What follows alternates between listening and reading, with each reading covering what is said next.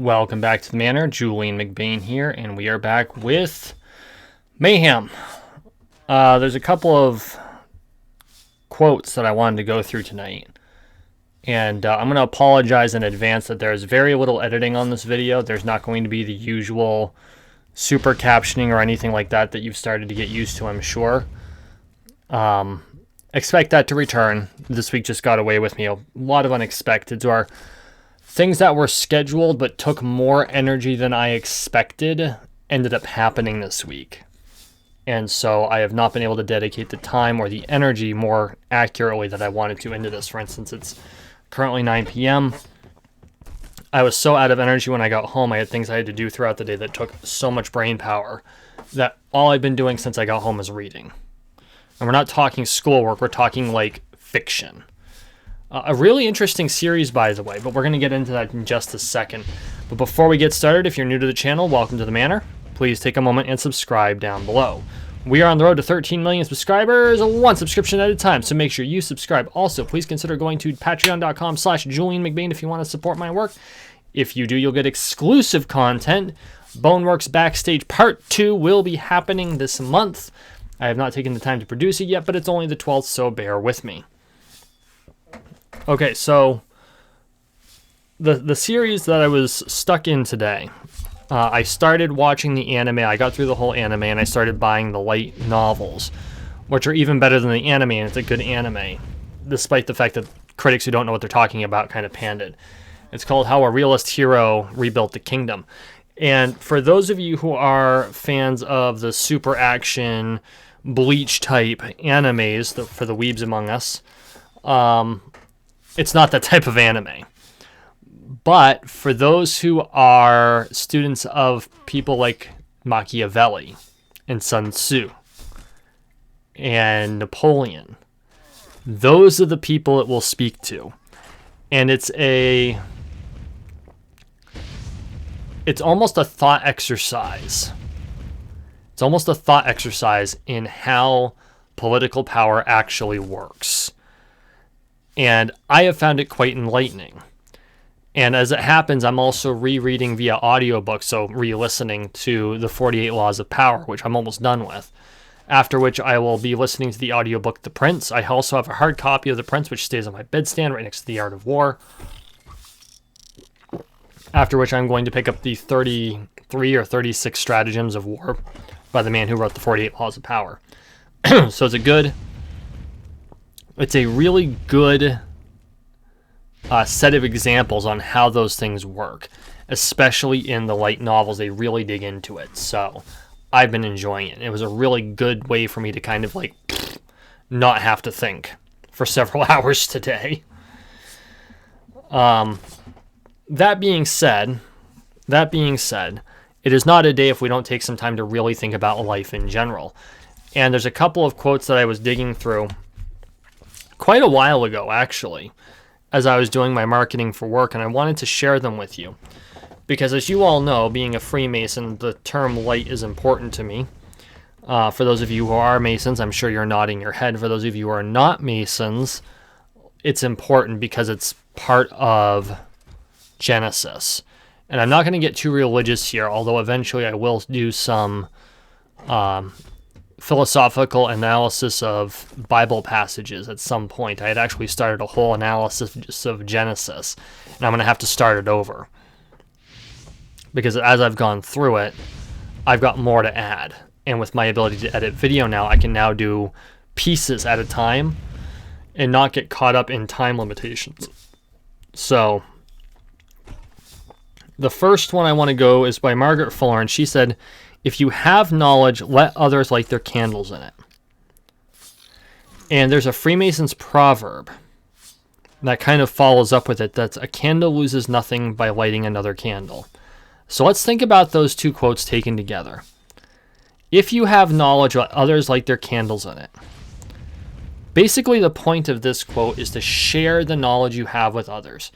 It is incumbent upon us as individuals to teach others what we know.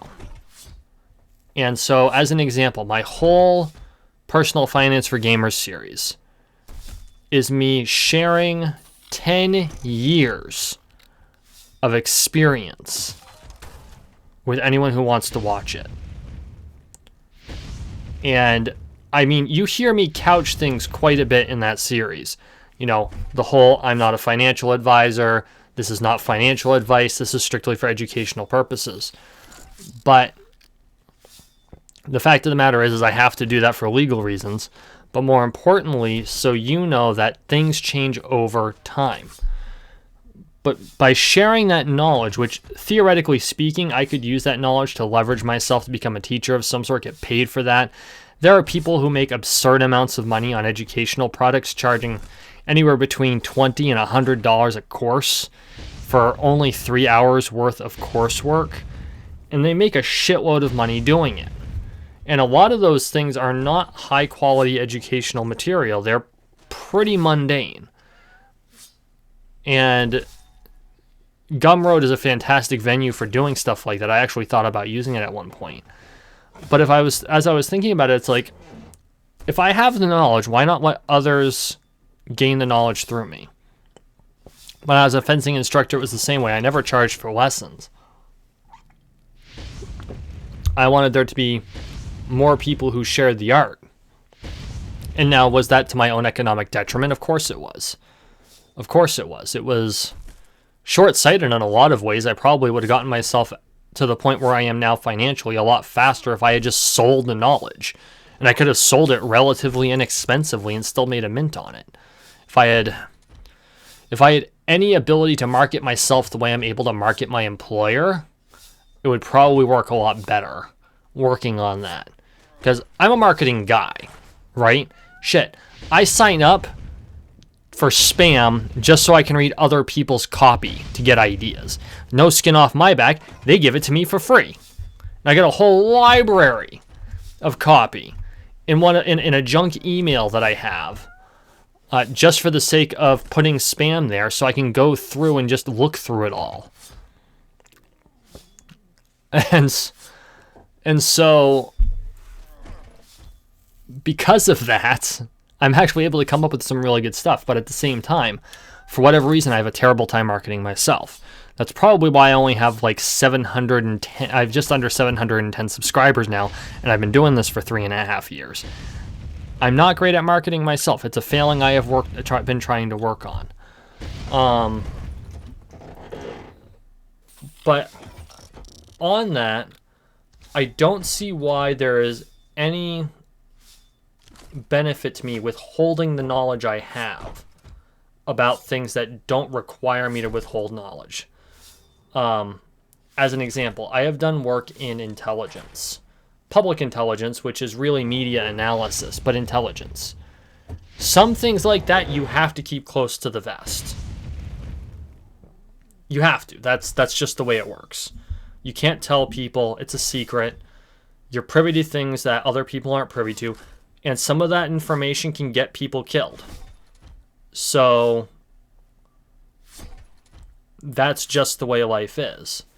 And of course, I've been out of it long enough now to where any of the information I might have had is extremely stale. So I'm not even worried about letting that information out now because it's been more than a year. But I won't share the information I had, but the fact that I actually worked in that field for a while, I'm willing to share now.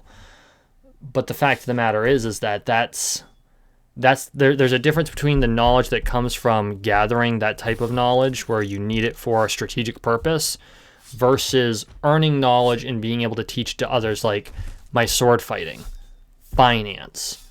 If you're good at math, tutoring people in math, teaching people how to write better, sometimes by little snippets and other times by helping them build better essays. And in doing so, being humble and understanding that just because you're teaching them a skill doesn't mean they don't have something to teach you back. Okay? And that's part of sharing knowledge too. Understanding that even as you teach someone, even as you tutor someone, they're going to have insight you probably didn't look at. And it's very important for you to be willing to share that knowledge like that and be willing to receive knowledge as much as you give. And here's another thing that goes on with that. Just because you share the knowledge doesn't mean you lose the knowledge. right? You'll always have the knowledge. Hell, by sharing the knowledge, you're probably going to get better insights into it. That's the thing about teaching. Best way to learn something, try to teach it. I didn't believe it till I did it. If you ever want to learn more about something, try to teach it. And by teaching it, you're going to learn more. And it doesn't necessarily have to be in some formal setting, although giving a speech about it is a great way to do it, because you have to do the research, you have to know the facts. You have a conversation with your audience, much like I'm having a conversation with you, even though it's one-sided. And the thing about things like this is, if you're teaching the knowledge in an effort to become more proficient at the knowledge, rather than trying to show yourself to be an authority in the knowledge, it's going to come off a lot better. That's the purpose of me going through these quotes, by the way, is I'm not trying to come off as someone who is an expert in what I say here. When it comes to the financial stuff, yes, I'm actually teaching something I'm an expert in, and I say it with no ego that I'm an expert in that field. I've just dedicated my life to learning it. You're going to become an expert in the field if you dedicate your life to it. I spent 12 years learning about the 20th century, the 2 world wars, the interwar period, and the totalitarian regimes that were integrated into them. Although the knowledge I have is probably not as sharp as it was back when it was all fresh and when I was doing it, for at least that period of time, I could have been classified as a world-class expert. There's a term. If you read an hour a day on a subject for 7 years, you'll be a world-class expert after the 7 years. I spent 12 doing that, and it was far more than an hour a day on average. With finance, 8 hours a day for 10 years. I'm not saying I'm the most knowledgeable. There is plenty of knowledge out there for me to learn. But this is a field of expertise. By contrast, things like this philosophy, I'm trying to solve a puzzle. And so that's what I'm doing here with you. And my hope is, by sharing the light of my candle with you, because I lose nothing by lighting another candle, maybe in your comments you will share the things that you see with me, and we'll solve this puzzle that is the philosophy of life.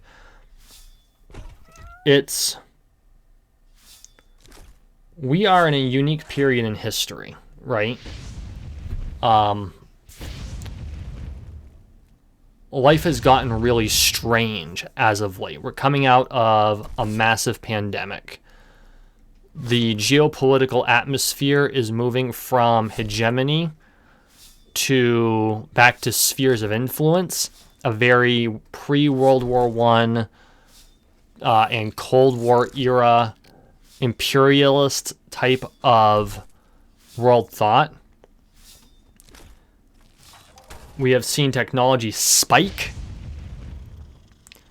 Cybernetics is coming to life.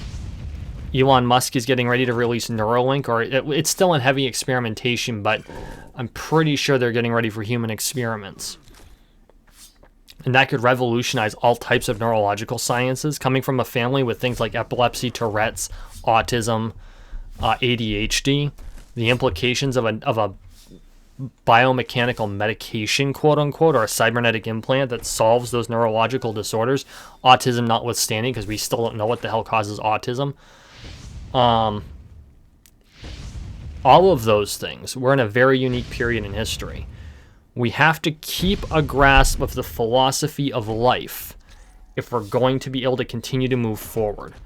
And it's very important that we remember things like this, that all of us have knowledge. All of us are an expert in something. And there will always be someone better than you at any given thing. You know? I teach fencing. I'm a mediocre fencer, but I'm good at the basics. I teach finance when I can. When it comes to money, I'm good, but it's in hindsight through all the mistakes I made. Mistakes that I'm still making up for today. So By contrast, I can change a tire. Pretty sure I can still change a spark plug. And I can change a battery terminal.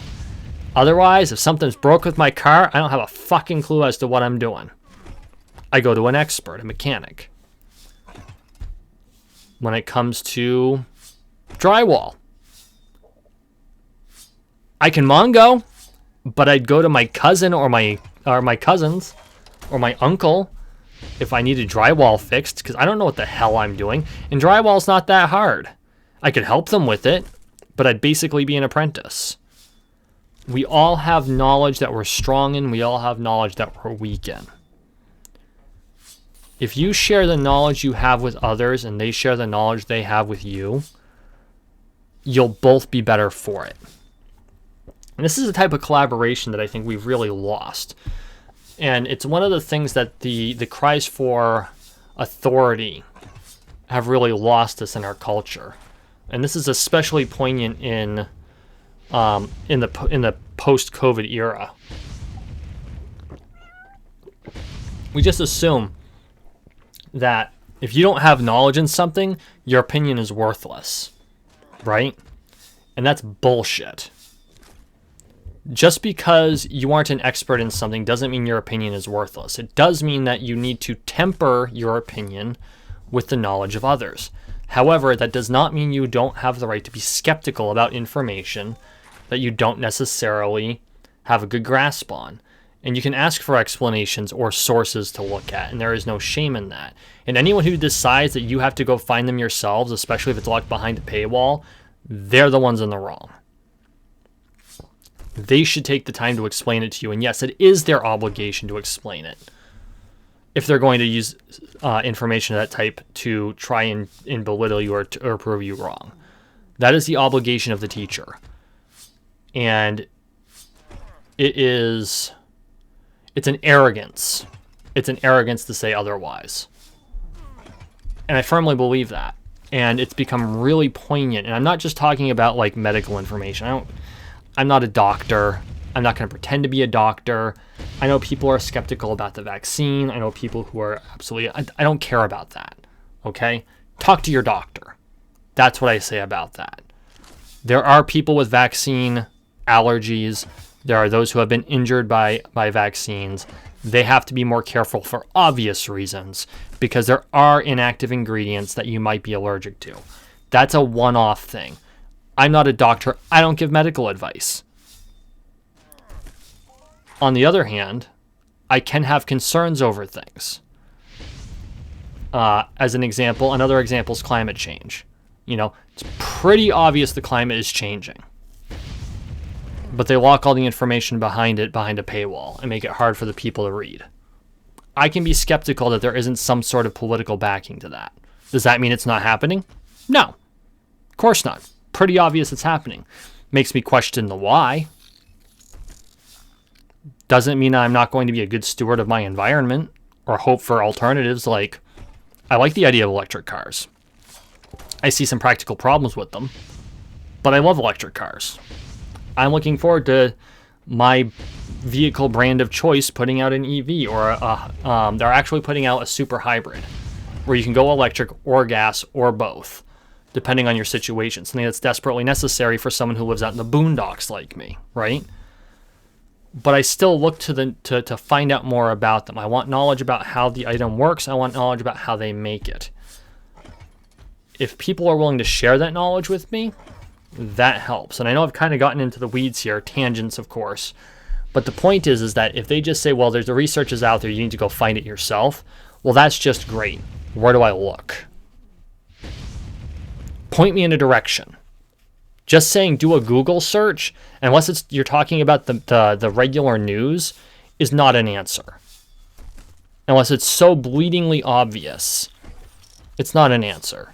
It's like, well, you can find articles in this journal. Okay, that's a direction to go in. If you don't have the time or wherewithal to teach me, point me in the right direction. It's as simple as that. Scientific American, for Christ's sake. But if you have knowledge in something and someone's asking for your help in it, if you have the time and you have the headspace, help them learn. Teach them something. And who the hell knows? They might teach you something in return. And you'll both be better people for it. You will lose nothing by teaching someone the knowledge you have. And that's the point I'm trying to make. I just shared a whole bunch of stuff that I don't have a huge amount of competent knowledge in. So I go to people who do. Am I allowed to be skeptical of some of the less nuanced opinions? Of course I do. Because I'm a thinking, rational human being. And I expect you to be the same. You know? If someone came to you with an idea, and you put the idea together and it turns out to be a Ponzi scheme, then you're damn right you should be skeptical about it. Just because you don't know a huge amount about finance doesn't necessarily mean you don't know what a Ponzi scheme looks like when you see one. Okay? It's that sort of thing. But again, it's one of those things where we have... Imagine the world, what the world would be like if we all shared our knowledge with each other. Just a little tidbit on what we're really good at. A person who's good at knitting teaches a person who wants to learn. And in exchange, that person teaches the knitter how to cook better. Or even teaches them the algebra they need in order to pass a class. And then the knitter's daughter teaches the cook's son how to finish an English paper so that it gets an A instead of a D. And then the son teaches her how to properly build a treehouse. They're little things. They're little things that can make a huge difference in the world. And I honestly think that if we all add the light of our own individual candles together, we can come up with something great. And that doesn't mean you have to do it for free. Have some sort of an exchange, right? The purpose of money is to be a medium of exchange so that you're not bartering or trading. But you can trade, and it's still a form of good trade. We do it in Entropia universe all the time. Might trade boxes for pet, or you might trade boxes for a gun. Or you might trade armor for a sword. Same idea. So, when you see that your candle flares up, because that's the area that you're really, really good at. That's what you focus on. Don't hesitate to help someone light their own candle. Because who knows? That gives them permission to teach you something too. All right. Thank you for watching. Thank you for listening. Please like, share, and subscribe down below. We are on the road to 13 million subscribers, one subscription at a time. So make sure you subscribe. And as always, I want to give a huge shout out to my patrons. Thank you all for all of your support. And we will see you in the next one.